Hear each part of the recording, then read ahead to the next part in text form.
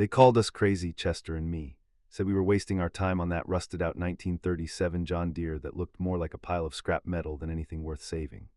My grandson would roll his eyes when he'd visit, watching his old grandpa and his loyal German shepherd hunched over that tractor in the garage, oil stains spreading across the concrete floor like dark memories. But Chester knew better than the rest of them. Dogs always do.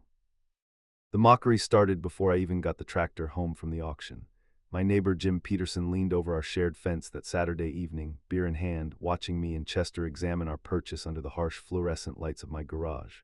"Frank," he said with that patronizing tone I'd grown to despise, "you know they make new tractors now, right? Ones that actually run." His laughter echoed off the metal walls, but I noticed Chester's ears flatten against his head, a sure sign my dog didn't appreciate the commentary any more than I did.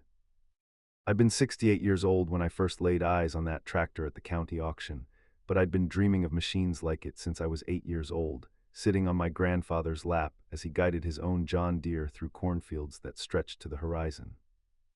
Most folks at the auction walked right past our Lot 47, heading for the shinier equipment that still had some life left in them, the kind of modern machinery that looked impressive in photographs but lacked the soul of something built by hands that understood permanence. But something about that old John Deere called to me the way certain things do when you've lived long enough to recognize destiny wearing work clothes. Chester circled it 3 times before the bidding started, his nose working overtime, tail rigid with that particular kind of attention he reserved for things that mattered. He'd done the same thing the day I'd brought him home from the shelter 12 years ago, circled Sarah's rose garden 3 times before settling down in the exact spot where he'd spend every sunny afternoon for the next decade.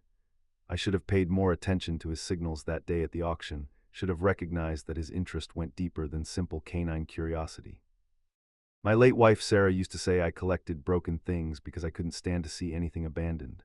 Maybe she was right, though I prefer to think of it as seeing potential where others see problems. Growing up during the tail end of the Depression, I'd watched my father rebuild everything twice: engines, relationships, hope itself when the bank threatened to foreclose on our farm. He taught me that the measure of a man wasn't in what he threw away, but in what he chose to save, what he was willing to invest his time and sweat into believing could be whole again. That lesson followed me through 43 years of marriage to Sarah, 3 children who tested every boundary I thought I understood, and now 7 grandchildren who thought Grandpa's garage was more museum than workspace. Sarah had understood my need to rescue the discarded and forgotten. She'd been the same way with stray cats and neighbors going through rough divorces, always making room at our dinner table for anyone who needed feeding, whether they were hungry for food or just company. The bidding was fierce that Saturday morning in October for everything else on the lot: the newer tractors, the hay balers, the farming equipment that would actually earn someone money. But when they brought up Lot 47, when the auctioneer's voice cracked slightly as he described one 1937 John Deere model a tractor, sold as is, no warranty implied, I was the only hand that went up.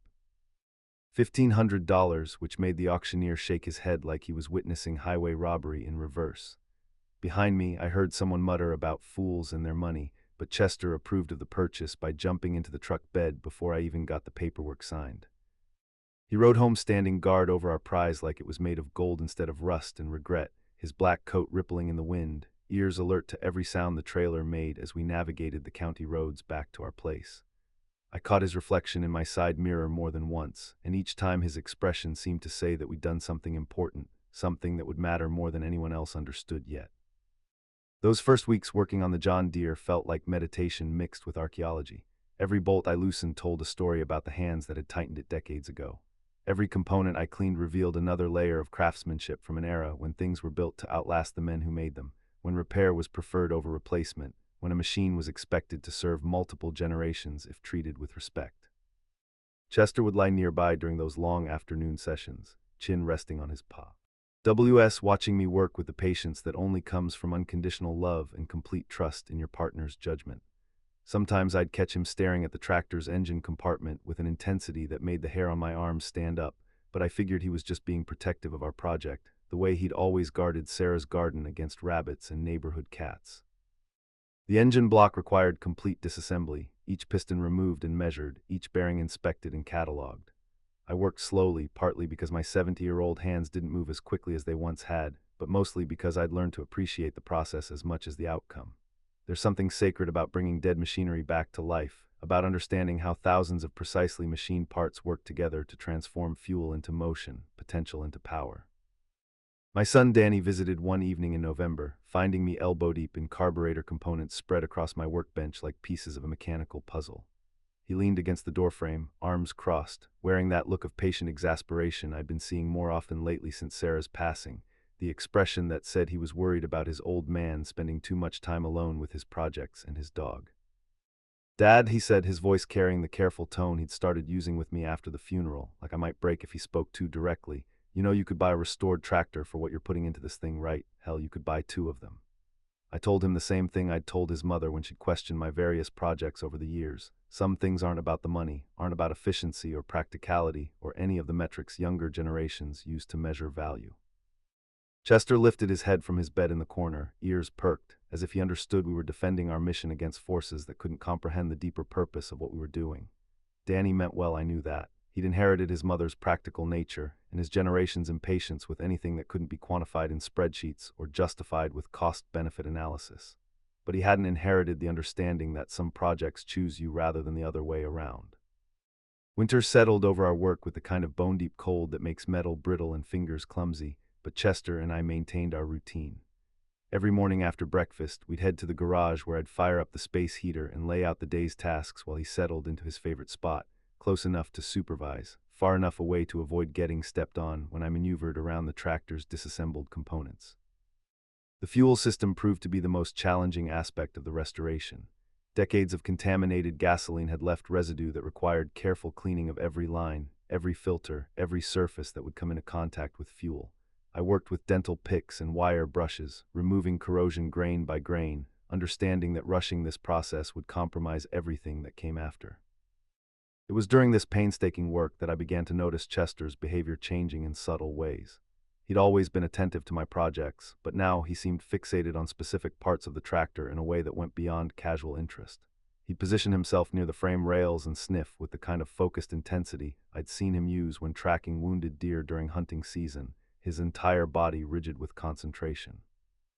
The breakthrough came on a gray December morning when freezing rain drummed against the garage roof like fingers tapping impatiently on sheet metal. My arthritis was acting up something fierce, making every movement deliberate and careful, when Chester suddenly stood up from his usual spot and started whining, not his usual request for attention or his need to go outside whimper, but something more urgent, more insistent. He padded over to the tractor and began pulling at a section of the frame I hadn't paid much attention to before, an area where the main rails connected to the front axle assembly. At first I thought he was just being helpful the way dogs try to be when they sense their humans are frustrated, but then I noticed what had caught his attention. There was something different about that section of the frame, something that didn't match the weathering patterns of the surrounding metal. Working by feel more than sight, my cold stiffened fingers exploring every weld and rivet, I discovered what appeared to be a deliberate modification rather than original construction.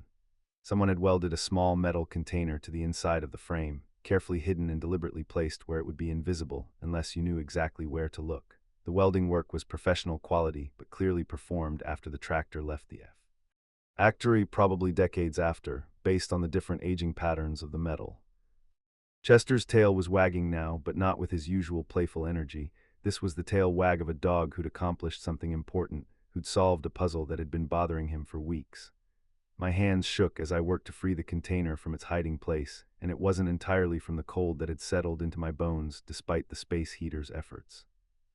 The container was about the size of a coffee can but made of much heavier steel, the kind used for military equipment or industrial applications where failure wasn't an option.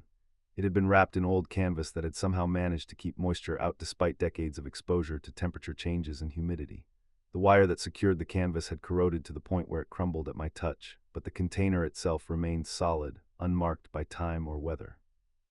Inside that container was a collection of items that made my throat close up and my vision blur with tears I hadn't expected.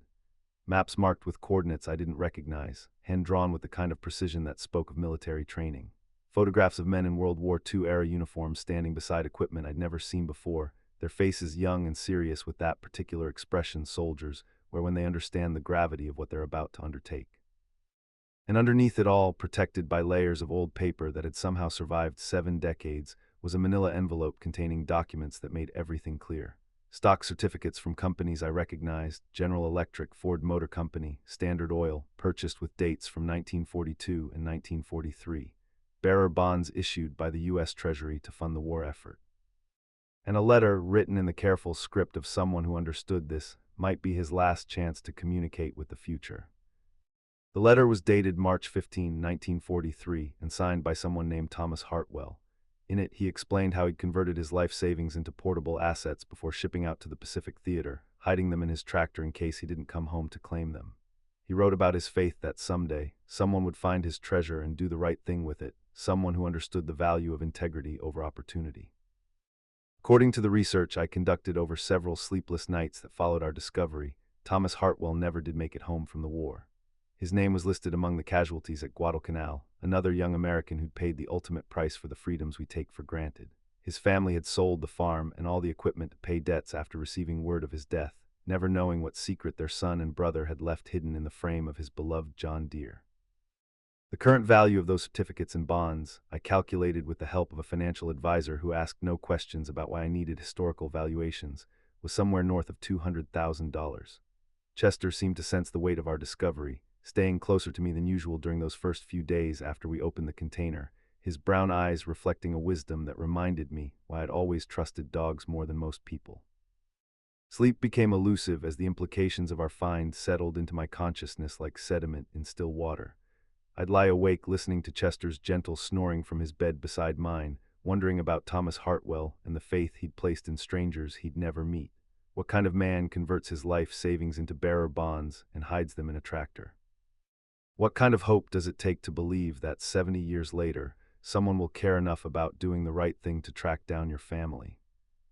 The practical part of my mind, the part that sounded suspiciously like Danny's voice, whispered about finder's rights and legal possession and the statute of limitations on claims against property purchased at legitimate auctions. But the part of me that Sarah had fallen in love with, the part that my father had nurtured during those Depression years, knew there was only one right course of action, regardless of what the law might technically allow. The right thing to do was obvious, even if it wasn't easy. It took 3 weeks of research at the county clerk's office and the local library, poring over marriage records and obituaries and land transfers, to trace the Hartwell family tree through 7 decades of marriages and deaths and relocations. The work was tedious and frustrating, made more difficult by wartime record-keeping that wasn't always complete or accurate, but Chester seemed to approve of my methodology, lying patiently beside my chair as I worked through genealogy websites and historical archives. Thomas Hartwell's parents had died within 2 years of receiving word of their son's death. Our grief compounded by the financial pressures that had forced them to sell everything they'd built over generations of farming. He'd had 2 sisters, one who died in childhood and another named Margaret who'd married and moved away shortly after the war ended. Finding Margaret took another week of phone calls and internet searches, following a trail of maiden names and married names and widowed names across 3 states. Margaret Hartwell Morrison was still alive, 86 years old and living in Sunset Manor, a nursing home about 2 hours away in the next county. When I called to arrange a visit, explaining that I had information about her brother Thomas from the war, she cried on the phone, not because of any mention of money, but because someone finally had news about the brother she'd spent 78 years wondering about, the brother whose body had never been recovered, whose death had always seemed abstract and unfinished to her. The meeting was arranged for a Saturday in January, with ice warnings posted for most of the county and Chester, insisting on coming along despite the treacherous driving conditions. Margaret's granddaughter Linda drove down from the state capital to accompany her, skeptical and protective in the way family should be when strangers call with impossible stories about long-dead relatives and hidden treasures. I brought Chester along, partly because he'd earned the right to see this through after being the one to actually make the discovery, and partly because I needed his steady presence for what I knew would be an emotionally charged meeting. Margaret's eyes lit up when she saw the dog, and she spent the first 10 minutes of our visit telling me about the German shepherd her brother had loved as a boy, a dog named Rex who'd followed Thomas everywhere until the day he left for basic training. I spread the documents across the nursing home's conference room table like I was laying out evidence in a court case, which in a way I suppose I was, making the case that Thomas Hartwell's faith in humanity had been justified, that his careful preparations had finally reached their intended destination. Margaret's hands shook as she picked up the photograph of her brother in uniform, the image she'd never seen before because he'd sent it to a girlfriend who'd married someone else after word came of his death. She whispered his name like a prayer answered after decades of silence, tracing the outline of his face with fingers that remembered touching that same face when they were children sharing secrets and dreams on their family's front porch.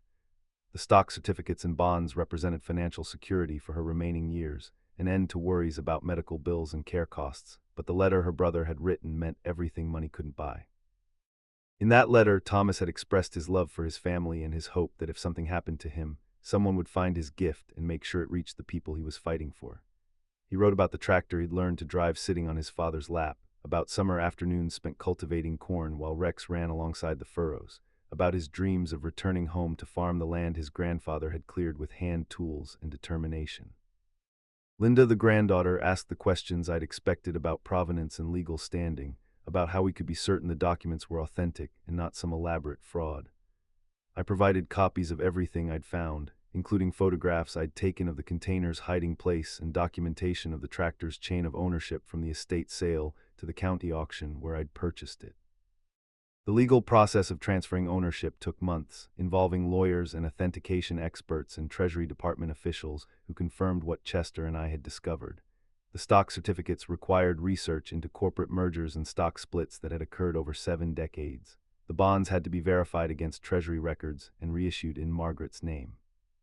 Every step of the process reinforced the legitimacy of Thomas Hartwell's careful planning and the value of his faith in the future.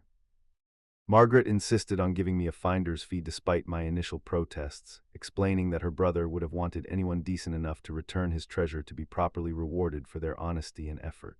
When I continued to resist, she asked me a question that settled the matter. What would your wife have said about taking money from an old woman?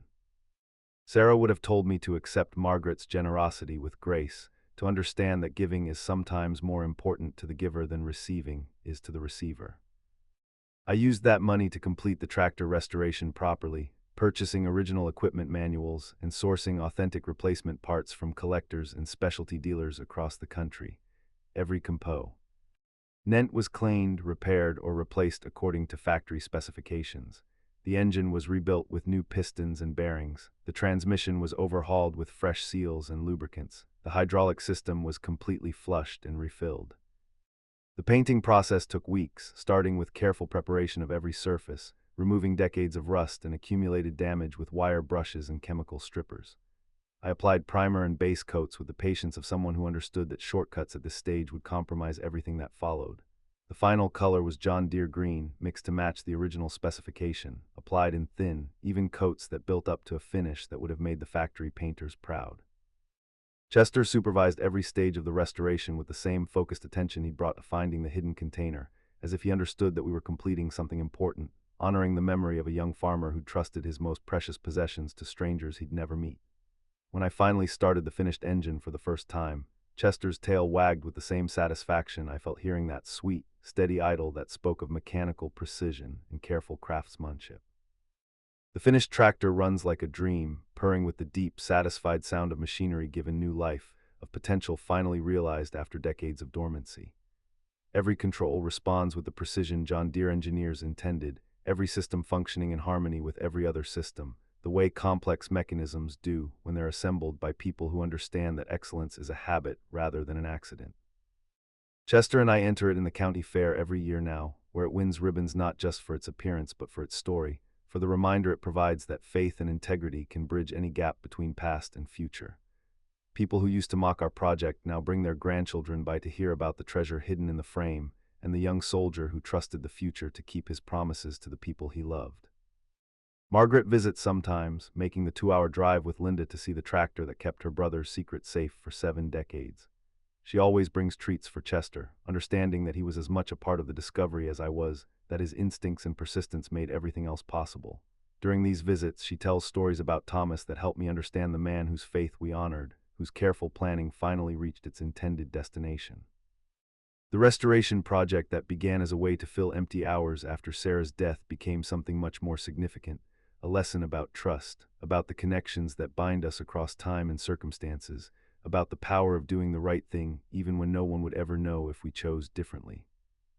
Chester has grown grayer around the muzzle in the years since our discovery, but his chest still swells with pride when visitors praise our work, when they asked to hear the story of how a discarded tractor and a persistent dog revealed a young soldier's gift to the future. Every time I start that John Deere now, I think about Thomas Hartwell and the faith he placed in people he'd never meet, the belief that somewhere down the line, someone would care enough about integrity to do what needed doing. I think about the choices we make when no one is watching, about the legacy we leave in the small decisions that seem insignificant until they're tested by time and circumstance. The mockery has stopped completely now, replaced by something approaching respect, maybe even admiration for the patient work that revealed treasure hidden in plain sight for 70 years. But the opinions of neighbors matter less than they used to, because Chester and I learned something about ourselves during those months of restoration, learned that we're capable of being worthy of a stranger's trust, capable of honoring faith placed in us by someone who believed the future would be better than the past. Have you ever stumbled onto something that changed not just your circumstances, but your understanding of faith in humanity itself? Have you found yourself holding someone else's trust in your hands, faced with choices that define who you are when no one else would ever know the difference? I'd love to hear about the discoveries that taught you something about trust, legacy, and the invisible connections that bind us across time and space, because I believe there are more Thomas Hartwells out there, more hidden treasures waiting for people decent enough to do the right thing when it matters most.